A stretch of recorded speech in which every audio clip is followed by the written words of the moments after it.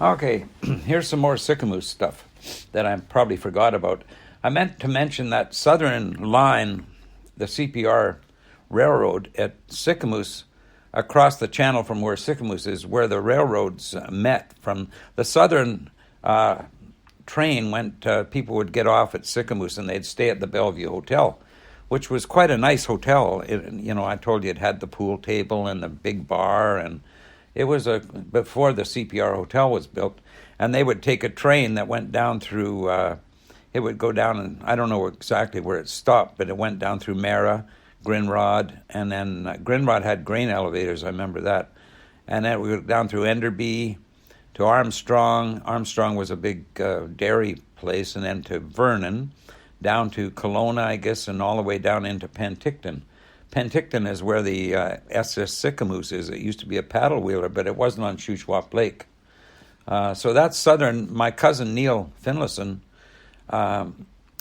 he wrote a whole bunch of material about that southern line.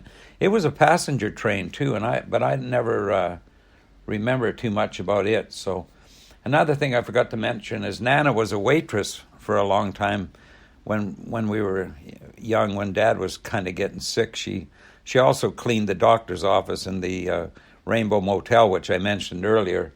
But she worked at Lloyd's Cafe out at the crossroads in Sicamous from the Trans-Canada that goes down to, and the other line that goes down Mara Lake, the other road, the Mara Lake Road that goes down to Vernon and everything. And she was a waitress there. I always remember she used to pour like a half a cup of coffee so it wouldn't spill when you're walking around. Another thing is that I forgot to say, there used to be some kind of an old shed, I think, underneath the railroad tracker, somewhere behind there that we used to go smoke at. I think, we used to go in there and roll cigarettes and things. I remember messing around in that place.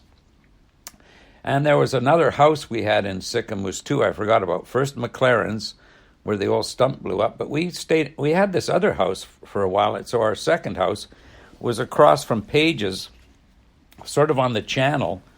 There was a road down to the channel from our house, but that house there, there's actually a big, huge marina there now, but it was, I thought that house was haunted because we always heard noises, bangs and weird noises in that house. I don't know how. We stayed there, I guess, while Dad was building his shop, his machine shop, and the house that attached to it. But I remember one time, me and my friend, me and Donna had our bedrooms downstairs with plywood wall in between. I remember we cut a little hole into the wall and stuffed paper in it so we could peek on my sister changing. And she caught us. I guess we turned the light on. When she turned hers off, she could see the light coming through the crack. Mom, they're peeking at me. It was across from the Page's house. And Mrs. Page, she used to give us the really nice Halloween presents, like in Sicamous when we were kids, we'd go around with big pillowcases for Halloween. We'd go all over the place. In those days, nobody put glass in things and, pins and all that stuff. So all the ladies made, they made Rice Krispie squares and popcorn balls and fudge brownies and all kinds of homemade food. And we'd come home with all this stuff. Anyway, I ran into Mrs. Page's daughter-in-law. She was in the care home up here where Marcia is. She just died about a week ago, actually, Olga. She was a very nice lady. She was married to Mrs. Page's son. And another thing we used to do, I remember, is when we built forts and stuff, we used to go in and take potatoes and we'd get mud and we'd wrap it around the potatoes and throw them in the fire and cook the potatoes. Didn't taste all that good, but anyway. And one job I had one time was cooking brockbush, or not cutting brockbush, which was, this guy told us that if we went up this mountain, it's the bush they use in flower decorations. It's like a little bush with green leaves. And he wanted us to, he said, as much as you can cut, I'll take. And so we went up there, we cut hundreds of bundles, or at least 100, and, put them all together, like wired them in little packs, and and everything. And then the guy came and said, "Oh, the deal fell through." We worked like a bugger for like I forget how long, but I think he only paid us a couple of bucks each or something like that. All that work, we would have made quite a bit of money. We had all these bundles all piled up. What a guy. Anyway, that didn't work out too good. I think we only made a couple of bucks each out of the whole thing. We should have made about $25 each or something with all the things we had. And I told you that there was a will-o'-the-wisp went through Sicamous once. It was like a ball of fire that I didn't actually see it. It rolled over the mountain up down from the lily patch somewhere and across the channel apparently and over through part of Sicamous and over into the swamp. So it was probably swamp gas. Another thing that happened was some guy saw a Sasquatch up the mountain. It was up the mountain behind. It's not Yard Creek. It's behind Grandma and Grandpa's farm, which is Stepp Road. It was up that mountain that's right behind Sicamous, where Sherlock's farm was and everything. They were logging way back in those mountains. I remember hearing about this guy. He came roaring down the mountain, scared out of his wits, like half crazy, talking about this huge thing that he saw up there going through the woods. I think it was making a funny noise, too. Like, he said it wasn't a bear because he was used to the woods. It was a Sasquatch. And it probably was, but that's the only time I ever heard of that. And in school, I used to be actually good at high jumping. I jumped, I think 4'9" once or something like that, which was big for me, I guess. And I did volleyball in school too. I was good at volleyball. I liked that game. We used to go on the bus trips and stuff, but I was never good at basketball. I used to start running with the ball too much and get Steps, which is my last name, of course. I still have my combination lock from school that we had. I think the number was 261428. I still have it in my collection somewhere. And what I liked about school was art. I loved art, and that's why I liked biology. It was the only thing I ever did any good in. I did terrible in math, and I never liked math or geometry or anything. But I liked a bit of geometry because of your drawing, but I didn't like the math part. I ended up being a damn draftsman where I had to do all math later on, but the drafting part, I'll go into that later. I loved the drawing part, but I used to draw planes and cars and cartoons. And I knew this guy. There was only one Indian family, Native Indians in Sicamous, left from the village that had probably been on the beach there. It was Dick and Jim August, and they had some sisters and stuff, but Dick August was actually a pretty good drawer, too. He used to draw cartoons and make little books and everything. And another thing we used to do is to swim to the lighthouse off the beach in Sicamous. There was quite a current out there, so you had to be very careful. I'm a really good swimmer. But I actually got my bronze medal in swimming lessons, but we didn't really need swimming lessons there because we swam every day anyway and got as brown as we could get on the beach. You know, we used to suntan like crazy. Now I get a little bit of skin cancer here and there. Another thing I remember is that little shed we used to smoke at behind the down by the railroad tracks. I remember me and my friend. I can't remember his name now. If I remember it, I'll say it later. He was from Malaqua. He stole a gallon of dandelion wine and a gallon of potato champagne from his grandmother from her basement, and we went behind the railroad tracks and got drunk out of our heads, the three of us, me and Terry Cipher and him. I wish I could remember his name. Anyway, we got so drunk, I remember waking up on the wharf in Sicamous. Me and Terry had gone down, laid down and passed out, had a heck of a sunburn and a headache. And we even tried to make our own wine once out of apples. We made apple wine. It was horrible tasting. It tasted more like metal than wine. I don't know why. Probably put it in a metal thing to get it to ferment or something. I don't know. One of my best friends, I remember, he used to come up in the summers, was Kim Sherwood. I actually ran into him about maybe 15, 20 years ago now, again in Vancouver. He was living here. But he used to come up in the summer. He was really a neat guy. I really liked him. he used to come up and stay with his parent. It was his mother. They had a big house right on the channel, and they had a motorboat. So I got to go on a motorboat with Kim Sherwood, and he was a real fun guy, kind of a cool guy, I thought. And his dad was Mr. Happy, and he was a Polynesian fellow from Hawaii or somewhere, and he'd married Kim's mom, and so Kim used to come up and stay with them. And he had a boat, so we got to go out in the boat together. And last time I ran into him, I forget what had happened in his life, but things go on, And another guy, the Simnets, Mr. Simnet, was our music teacher in school, and he used to have like a dobro guitar with a resonator guitar, I'm pretty sure, and he used to sing songs at music class, so that sort of influenced me too. He was an English guy, but he wasn't the greatest, but it was fun because all we did is sing songs in the class. And then my other very favorite teacher was Mr. Dombrowski. He was the biology teacher, and I actually got a B's and A's in biology and C minuses and E's and all kinds of other stuff, but he was such a fun guy. I think he was from Australia or somewhere, but he was real fun, and his classes were great. I remember playing with mercury in our hands, which you're not supposed to, and I loved drawing all the amoebas and cells and everything. That was what I liked, the artwork. The guy I hated the most was our principal, Mr. Schmale. He was sort of a crippled guy, and he was such a mean guy. He would never smiled. He was always coming in. I was terrified of him. He was my math teacher, and I'd go home and try to do math. I'd get a couple of things done in my homework, and I'd run into a problem. I think, hell with it. I'd go over to the Gem Cafe and listen to rock and roll music instead.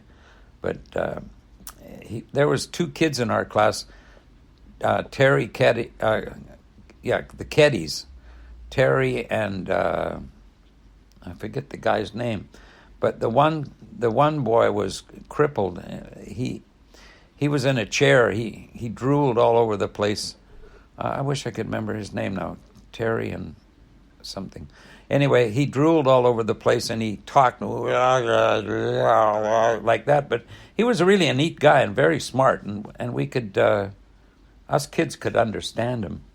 And I remember one girl that we all had a big crush on was Maureen Houston. She was a little bit, she was in our class, but she used to date older guys. And we also try to look up her dress in class because she always wore these short skirts, and she had beautiful legs. She was really good looking, developed, early. I remember we getting a hard-on in class lots of times trying to look up her dress, and then you'd get asked to come up the front of the class. You'd have this big thing sticking out, so you'd have to tuck it in so you could get up to the front of the class. Anyway, another lady that I liked a lot was Arlene Beswick's mother, Wicked Edie. She used to call me Richard the Terrible, and I called her Wicked Edie. Arlene was kind of a sexy gal, and we used to pet and neck and on the couch for hours and hours. Actually, she became my first you-know-what. And I remember her running her hands up my legs on the bus one time, on the inside of my legs, telling me about the erogenous zones, and then doing the electrician's handshake in the middle of my hand. But I had a huge you-know-what sticking out when I got off the damn bus. Anyway, the sock hops, the same thing. We used to dance with all the girls at the sock hops they had at a little hall in Sicamous, and they had these Angora sweaters. Yum, yum, yum. Anyway, another girl that I had a crush on all my life was Donna's friend, Myrna Teely Kynan. She was a beautiful girl. I always wished I could get her and be with her, but I never had a chance. She ended up being with Gary Lefevre, who was kind of a cool guy back in Sicamous at the time. And they were older than me, but that Myrna, she was in my fantasies for many years. Still is, I guess. I don't know she's still alive and she's still around, but I actually stayed at my sister's trailer once when Myrna stayed there, and I had the big fantasy, maybe she'd come and see me, but she never did. Oh, well, I guess it's better as a fantasy sometimes. Another thing I remember are these two Americans that moved to town, the Simpson family. They owned the hardware store. And they had these bikes, American Flyer bikes with the big balloon tires. There was springs on them and everything. They were like super fancy bikes compared to us. And there was Jay Simpson, and I forget his brother's name. But they were kind of slow, those bikes. We always used to bike all over town. Brian Bell was another big friend of mine. We used to play Tarzan and all these things. I remember him falling out of the rafters of this house once and breaking his arms. I never heard anybody break his arm. I never heard anybody yell so loud and run. He went running out yelling like crazy. And then I guess he got it put in a cast after that. But he always had a bit of money. His dad used to own the store in Sicamous that sold like clothes and like a little family store, sold clothes and nails and every kind of like a general store. But I think Brian used to steal money off him. He was kind of a little bit funny, Brian, but he died a few years ago. But we used to hang around. And then Danny Moran, who was really a great friend of mine too, they used to live down at the end of the long highway down the Mara Road. And I hung around with Danny for years. He was a cool guy too. And he had a car, and him and Danny and me and Brian Bell were the ones that got in the accident. We went down to the Armstrong Fair once, and we got into the Enderby pub and started drinking in there. And you could get drinks in there for only 15 cents or 10 cents a glass. And we used to go in with the old guys, and we got drunk and heck, and we headed down to the Armstrong Fair. And I think Brian Bell was driving. He was a crazy bastard. And he drove off the road, hit a sign. We all went in the ditch. No wonder we weren't killed. And we got out of the car. One of them stayed with the car. Yeah, it was a 55 Chevy. Brian Bell used to, I think it was his car. He was terrible to that car. Anyway, a couple of us took off to the Armstrong Fair, and the other one stayed to deal with the cops. And Danny Moran, he drank a lot, but he ended up diving off a boat in Kalamalka Lake and never surfacing, so they never found his body or anything. And then, so the little gang was Terry Cipher, Brian Bell, Danny Moran, Peter Simnet, and Wayne Hickson. We always used to hang around together. Peter Simnet he died too, probably in a car accident. I rode with him once up the road to Hyde's farm, and he drove right up the side of the bank in this damn car and nearly rolled us over. I was terrified driving with him. In fact, I was terrified driving in fast cars. A lot of people used to drive fast because I remember what happened one time. It was an accident. There used to be a bad corner coming down the hill from Salmon Arm, and going around this corner to get on the old wooden bridge, and this car had went off the road and smashed all the bits, and we went up there, us kids, and the cops were up there, people up there, and some guy was trapped under a car, and I heard him moaning, and this sound of that dying like that and that moaning, he wasn't saying stuff that made any sense. It just haunted me for the rest of my life. Another guy I heard that got in an accident there, a moose leg went right through his window and killed him when he hit a moose. Another guy, his car flipped over and landed on top of him, trapped him under the car with the exhaust pipe on his ear and burnt his ear off. That was another one. I'm remembering things as I talk, but anyway, here's another little trip. When we went to Vancouver, probably that time we came down to pick up Auntie Alice. I guess I already went into that one. Can't remember if I did. I don't think I did. Anyway, yeah, I didn't tell you that one yet. We went down to pick up Auntie Alice. We went out to Uncle Tom's place. Uncle Tom and Aunt Trixie, they had a little farm out in Cloverdale. It was a nice little place. They had horses and a horse and a little river running through it, a creek. And Uncle Tom had his hand cut off when he used to be a surveyor way up north, and actually he named a lake after our family, Stepp Lake, which is up south of Houston, BC. If you look on a map, you can find it, Stepp Lake. It was same spelling as my name. And he had a hook on his hand that he'd got his hand cut off somehow when he worked at the fisheries after he'd been a surveyor. All these surveyors had named lakes after themselves anyway.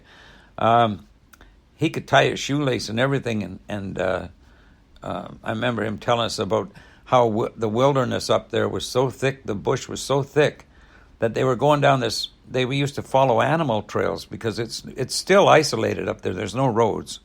And he went in and they met a moose coming roaring down the trail at him, and they had to shoot the moose. It dropped just before it ran over him, you know. And then his brother was my grandfather, Uncle Tom's brother.